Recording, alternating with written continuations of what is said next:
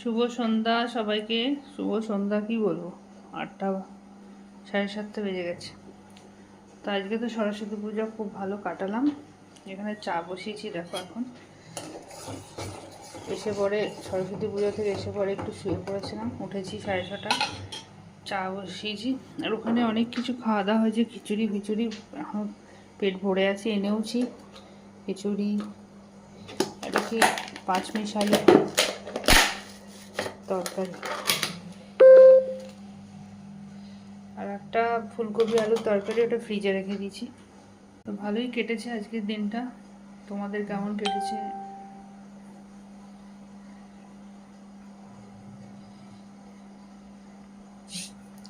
সবার কেমন কেটেছে জানিও। আমার তো ভালোই কেটেছে।